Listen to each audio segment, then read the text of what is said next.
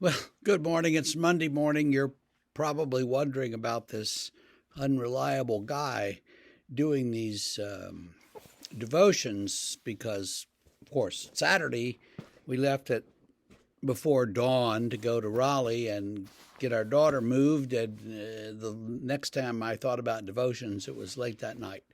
So I'm sorry, but today we're starting Book 5 of the Psalms in Psalm 107, and it's another long recitation of everything God has done. So we are going to read verses 1 through 9. Give thanks to the Lord, for he is good, for his steadfast love endures forever.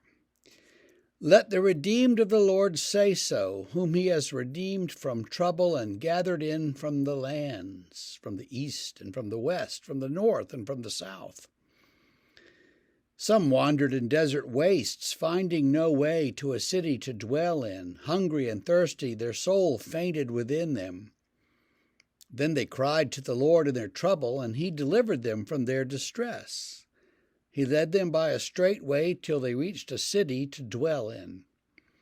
Let them thank the Lord for his steadfast love, for his wondrous works to the children of men. For he satisfies the longing soul, and the hungry soul he fills with good things. And it goes on like that for a long time. Some did this, and some did this, and some did this, and in each case, they ran into trouble, and in each case, God rescued them, helped them, filled them with good things, it says. Some years ago, there was a General Assembly paper on something, and it kept saying that God fills the hungry and the hungry of heart. And I like that we don't just feed people's bodies, we feed their souls. We feed the hungry and the hungry of heart. And a lot of people that come to church have plenty to eat, but they don't have a lot of the spiritual sustenance that we'd hope that they would find. And so that's part of the church's task, is to bring them food.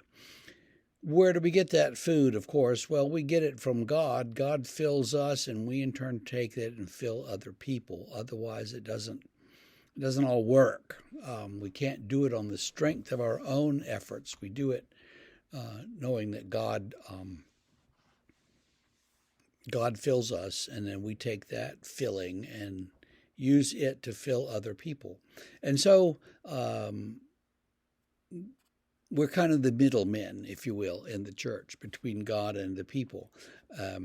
We don't take that too seriously, like the sort of medieval church did, where you had to go to the priest to get anything from God. But we do understand that in our society, people are looking for something spiritually sustaining, and they find that something when they come to the church. We hope. Sometimes they don't find it, and that's a whole different subject. So today, if you're looking for spiritual sustenance, read this whole psalm. It's 50 verses or so. Read it slowly and meditatively, and let it speak to you. Many years ago, Dr. Boren, Rudolf Boren from Heidelberg, was visiting in the U.S. He gave a couple of lectures, and he said, find a verse, find a phrase, find a word in the scripture that speaks to you, and then chew on it all day long and repeat it to yourself. And as he put it, preach little sermons to yourself. I think that's a pretty good practice. If you can do that day by day, you'll find that the scripture will speak to you in ways that are particularly suited to you and your situation, whatever that might be. So we hope that today is a good day and that you'll preach little sermons to yourself. And we will see you again tomorrow, I promise. Okay,